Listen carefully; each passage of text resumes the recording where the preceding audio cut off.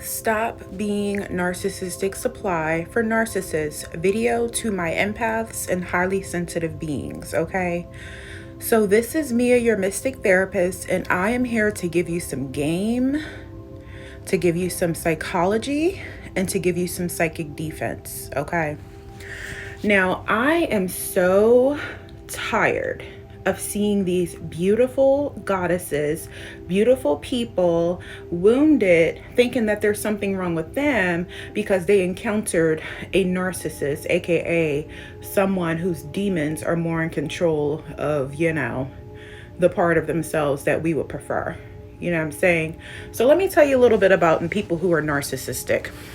First of all, as someone who can see through people and through the multidimensionality of people, honey, those people are just, their inner child is just so freaking sad. Their inner child gets no love, no affection from them. You know what I'm saying? A lot of the times they grew up in really broken homes, and there's nothing wrong with being raised up in a broken home. A lot of people have been, but it's all about the way that you deal with it. So those people really don't love themselves at all. And they literally manipulate their presence to look extremely attractive. They have an overinflated ego to make themselves look more than what they actually are. And they literally study manipulative tactics in order to get you to fall in love with them and to be able to control you in different ways. Now, one of the ways that they do this, because they don't never just come up to you and be like, hey, I'm a narcissist. That's why you have 2 ears to listen and 1 mouth to talk. You need to, when you meet these people, you need to start listening more than you're talking, because what a lot of y'all are doing is you're meeting people and you're just spilling your trauma and all the things that could possibly trigger you and hurt you to these people just because you feel a connection, right? But then what you don't understand, and you say, oh, this person is sharing their deep stuff so I can share my deep stuff. Baby, that's even a tactic. They share deep stuff with you so that you can feel comfortable sharing deep stuff with them. And guess what happens? They use it against you. They use it as a way to manipulate you later, you know what I'm saying? Especially when they're not getting their way. They use it as a way to break down your self-esteem, to break down your confidence, to break down your self-trust through emotional and mental manipulation. And then if you stay with them long enough, most likely it'll be physical abuse and manipulation. Some of these ways in which they do this is gaslighting, blame shifting, being the freaking victim in their stories. They never take accountability for anything. It was always somebody else did something to me, right? You have to listen more than you talk, because people will tell you who they are, right? Now listen here, honey. If you've been attracting narcissists or you've attracted narcissists in the past, hither, do not feel bad about that, my love. A lot of the times, as an empath, we are not bad-hearted people. We are good-hearted people. So it's still really hard to understand that a lot of people are not. So it's hard to understand that people operate in a certain way, because we would never do that. We would never be like that. But as somebody who is a therapist, who has also experienced life, who is an empath, who also loves to study dark psychology, the shadow, I don't mind going to the dark side so I can learn what's actually happening, so I can practice that defense and teach all about it. You know what I'm saying? This is the thing. These people will destroy you. Okay? They will destroy you mentally, emotionally, spiritually, and you think, oh, I'm only talking to them now, but I'll be okay. Honey, it takes a very long time to heal from mental and emotional abuse, because what happens is it starts to seep into your subconscious and you stop trusting yourself, which lowers your self-esteem, lowers your confidence, which when you don't have confidence, it lowers your ability to be able to succeed in this world. Right?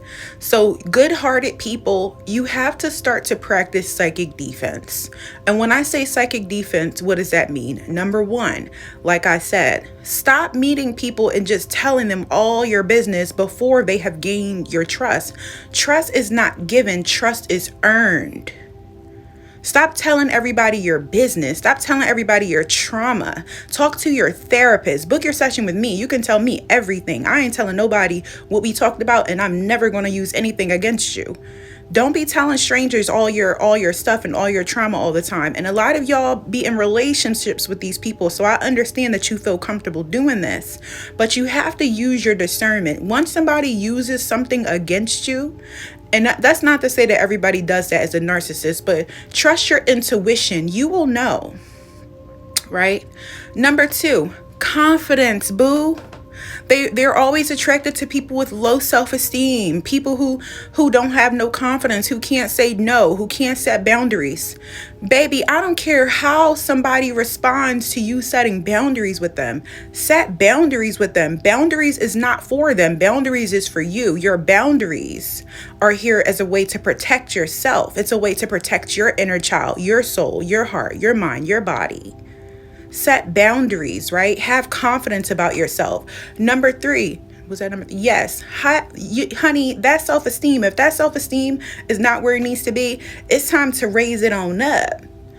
And the way that you raise your self-esteem is by doing inner work. You need to heal, right? Heal yourself, raise your self-esteem, work on that, work on your self-concept. Yes, do the affirmations, but also you got to do that shadow work. You need to work with a healer. And please make sure that you're working with a healer who has credentials. If you're doing therapy with somebody, make sure that they're actually a therapist. Make sure that the person has actually done their shadow work. Don't be going to somebody just because you like the aesthetic of their Instagram page. Anybody can do that. Make sure that you're finding people who are 100%, who have some real sense. You know what I'm saying? Number 4, psychic defense. Love yourself. Self-love. Self-love protects you from so many different things, darling. Okay? Because when you love yourself, you don't tolerate disrespect. When you love yourself, you don't tolerate people treating you any kind of way. Right? Now, here's the thing. Narcissists always start off with love bombing. They're going to tell you you're so amazing. They're going to buy you flowers. They're going to do all these beautiful things for you. It's going to be like heaven. It's going to be the most delicious dopamine boost that you've ever experienced when you first meet narcissists, when you first start your relationship with them. But people can only act for so long. After about 3 months, baby, the true self is coming out. That's why I'm saying, when you're dating too, if you're dating, take your time. Take your time getting to know people. You don't gotta rush. You don't gotta rush to do everything. I was about to say you don't gotta rush into bed with them. Baby, it's your body. Do what's best for you. But also be mindful that when you are allowing someone into your womb, they're infiltrating your system. Parabonding. Oxytocin release, So do what's best for you. I'm a very sex positive therapist, but just be mindful of the fact that sex is a sacred energy exchange. So if you're letting them in your womb, they're going to have more control over you, and it'll be harder to see the red flags, right? What else do I want to say about narcissists?